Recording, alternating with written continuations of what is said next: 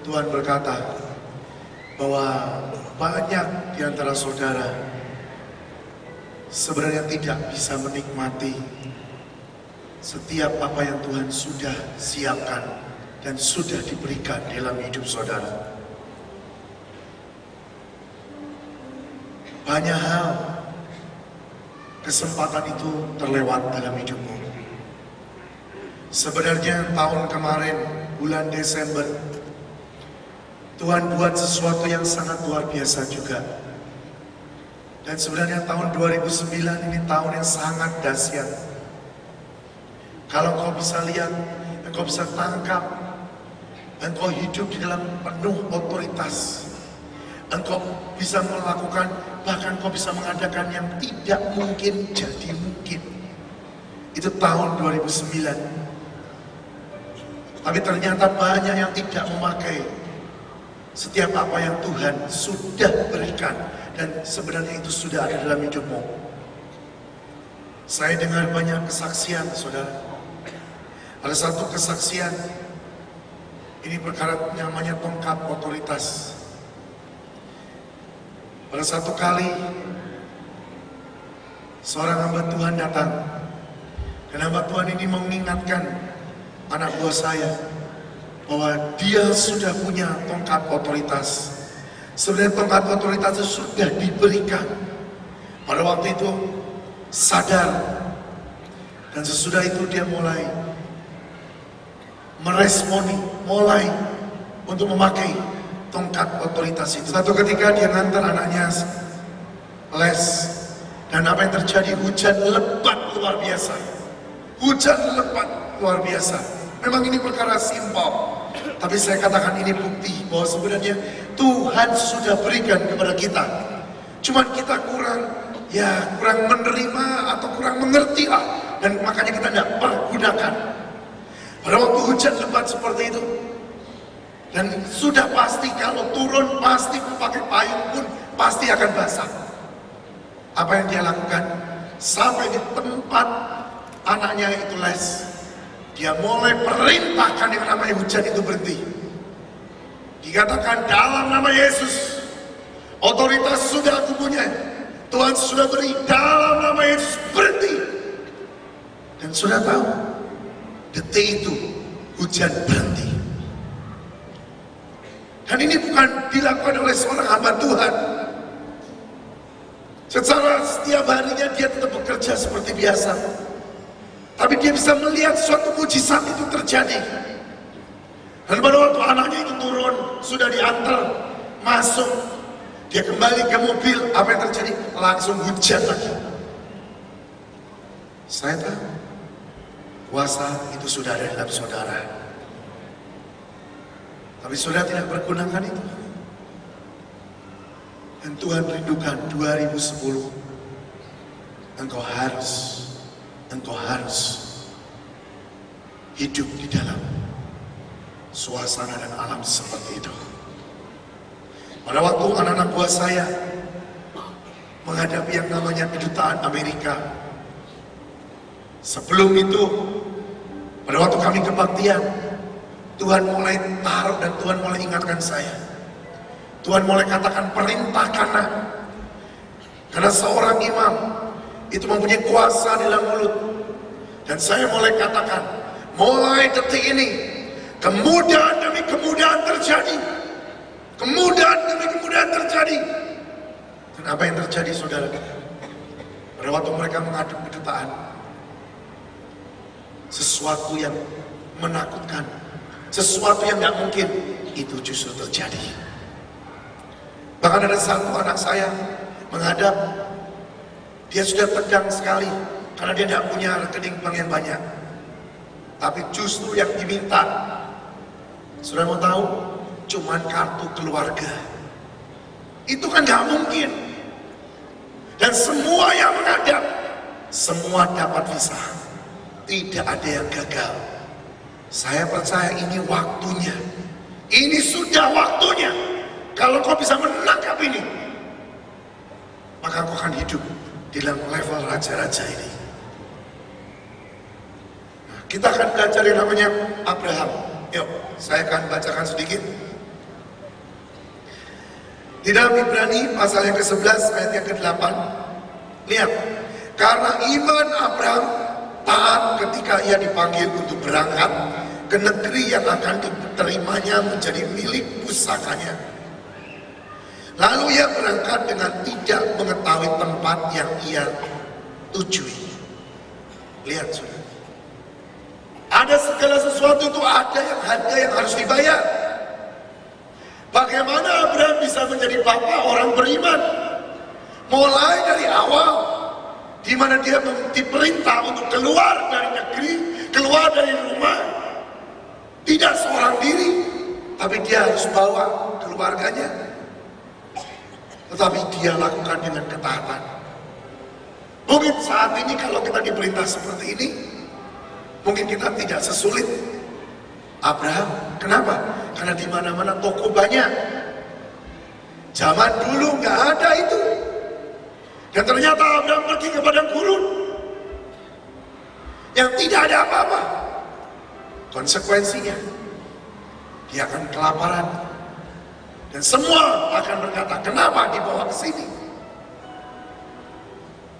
Yang dilakukan Abraham cuma taat. Yang dilakukan Abraham cuma mengikuti apa yang bapaknya katakan. Memang itu merupakan harga yang Abraham harus bayar. Untuk mendapatkan satu pengurapan yang namanya pengurapan kemampuan untuk hidup seperti Abraham, dengar baik-baik. Yang pertama, engkau harus tinggalkan, engkau harus sisihkan, engkau harus sungguh-sungguh tinggalkan setiap pikiranmu yang mengkalkulasikan segala sesuatu itu. Hitung-hitunganmu. Kalau Tuhan nyuruh sesuatu, engkau boleh perhitungkan untungnya apa, ruginya apa. Engkau boleh lihat, aduh nanti terjadinya seperti apa ya. Dengar baik-baik, hari ini akan dibagikan pengurapan untuk hidup seperti Abraham.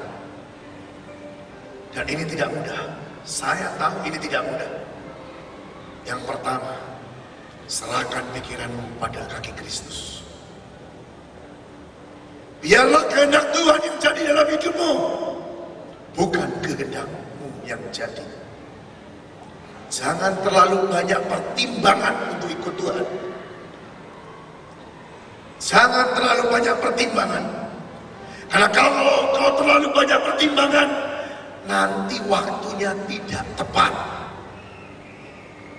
Mungkin tetap engkau akan lakukan, tapi sudah tidak di waktu yang tepat. Ini yang Tuhan katakan, jangan banyak pertimbangan untuk ikut Tuhan. Yang kedua, saya akan bacakan kembali ya, ayat yang ke-11 langsung. Karena iman ia juga dan Sarah beroleh keturunan, kekuatan untuk menurunkan anak cucu, walaupun usianya sudah lewat. Karena ia menganggap dia yang memberikan janji itu setia. Kuncinya di situ. Abraham mempunyai dia mempunyai satu tindakan, satu pengertian, dia mempunyai satu pandangan. Pokoknya Allahku itu Allah yang setia. Ini yang sangat luar biasa, saudara. Saya barusan alami ini beberapa waktu yang lalu. Saya sungguh-sungguh jujur. Pada waktu itu, saya tidak punya pikiran untuk beli mobil lagi. Karena mobil saya sudah banyak, saudara. Dan sudah cukup. Tapi satu hari, pada waktu saya selesai ngantar anak saya sekolah, ada koran. Tuhan berkata pada saya, bawa koran ini nak ke atas. Saya bawa. Sampai di atas, saya bilang, saya mau baca Alkitab, ini koran tak taruh. Memang saya akan meneruskan pembacaan Alkitab saya. Tapi Tuhan bilang, baca koran dulu. Loh, aneh kan saudara? Mungkin kalau saudara, jujur ya, saudara kan mungkin berkata, Bapak itu dari setan. Mungkin kau akan tengking. Mungkin kau akan berkata, dalam nama Yesus semua kata-kata suruh baca Quran pergi. Bukankah aku ini baik mau baca firman Tuhan? Tapi dengar baik-baik, kalau kau kenal suara gembalamu, kalau kau kenal suara gembala aku, engkau akan tahu bahwa itu dia yang berkata-kata. Pada waktu itu saya tahu, dan saya ambil koran, saya baca koran. Pada waktu saya baca koran, Tuhan bilang, baca lembaran iklan. Jadi aneh, ya sudah saya buka iklan. Pada waktu saya lihat-lihat di iklan, Tuhan bilang, telepon nomor itu. Ternyata di situ ada satu orang menjual satu mobil. Saya bilang, aduh, kenapa harus mobil ini? Ya, kenapa saudara? Karena saya pikir itu mobil, ya udahlah, tidak usah diingat-ingat. Karena itu mobil yang lumayan cukup punya nama dan jarang yang memilikinya. Tapi Tuhan berkata, telepon nak, telepon. Saya telepon. Saya tanya, dan sudah itu saya bilang, oke lah, saya akan ke rumahmu lihat mobilnya. Pada jam 2 siang, saya harus terbang ke Australia pada waktu itu. Jadi jam 2 saya harus ke Jakarta, sudah itu saya harus terbang. Saya berkata, Tuhan, oke lah, demi karena Kau yang menyuruh aku pergi. Singkat cerita, sampai di tempatnya, saya lihat mobilnya memang bagus, saudara. Tapi jujur, saya ini nggak terlalu senang sedan sebenarnya, saudara. Ya, saya sudah terlalu senang dengan mobil yang model Jeep. Tapi itu yang saya lihat itu sedan. Dan pada waktu saya lihat, itu memang bagus semua, mulus dan tidak ada lecet sedikit pun. Hati ini masih ngomong gini, Tuhan, sudahlah jangan ini. Tapi Tuhan bilang, nak, tawar. Saya tanya sama dia kasih harga. Dan saya bilang, oke lah, kalau boleh saya tawar di bawah harga daripada seorang showroom yang menawarnya. Karena saya tahu tidak akan mungkin dikasih. Karena saya sudah tanya, kalau showroom ambil berapa? Segini. Ya udah, saya lebih lagi bawah. Dan sudah tahu, waktu saya kasih tahu harga itu, orang yang berpikir sebentar, orang yang bilang, ya sudahlah, ambil. Waduh, saudara. Akhirnya singkat cerita, saya ambil itu mobil. Saya bawa, dan inilah yang saya katakan, Tuhan tidak pernah lupa dengan janjinya. Pada waktu saya bawa mobil itu, di jalan, Tuhan bicara dengan saya. Audible, saudara. Tuhan bilang gini, hari ini janjiku atas hidup tergenapi kembali. Saya kaget. Saya bilang, apa maksudmu Tuhan? Tuhan bilang, 3 tahun yang lalu, aku janji engkau, 1 kali engkau pakai mobil merek ini, tipe ini. Hari ini, aku berikan. Sudah tahu, aku sendiri sudah lupa janji itu. Tapi Tuhan kita tidak pernah lupa. Amin. Tuhan tidak pernah lupa dengan janji yang sudah Dia katakan dalam hidupmu. Mungkin kau sudah menganggapnya itu lupa. Tapi dengar, engkau harus punya iman seperti Abraham. Yang kau cuma berkata, apapun yang terjadi, Tuhan itu setia dengan janjinya. Tuhan itu setia. Itu yang Tuhan minta. Kalau kau punya itu, maka engkau akan dapatkan setiap apa yang Dia janjikan. Yang ketiga, saudara, yang ketiga, kita harus tahu bahwa Tuhan tidak akan pernah memberikan sesuatu kalau engkau tidak siap untuk menerimanya. Kalau fondasinya, kalau sesuatu yang kau buat untuk menerima janji itu belum engkau siapkan, Tuhan tidak kasih. Abraham pun seperti itu.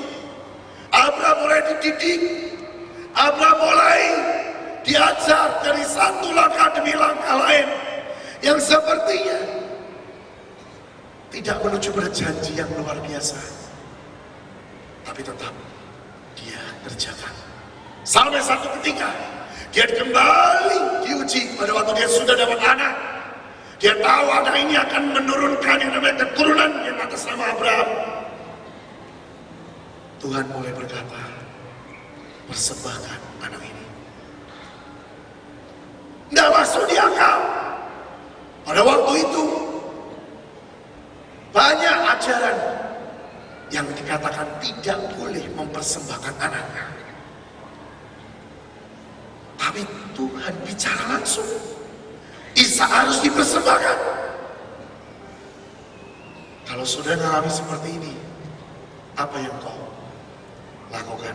Ikut Tuhan atau ikut kebenaran yang mungkin itu memang dari Tuhan, tapi sebenarnya di dalam itu semua ada ujian untuk hidup. Engkau kenal enggak yang namanya yang kau sembah? Sekali lagi, Abraham bawa yang namanya Ishak. Nanti baca di rumah.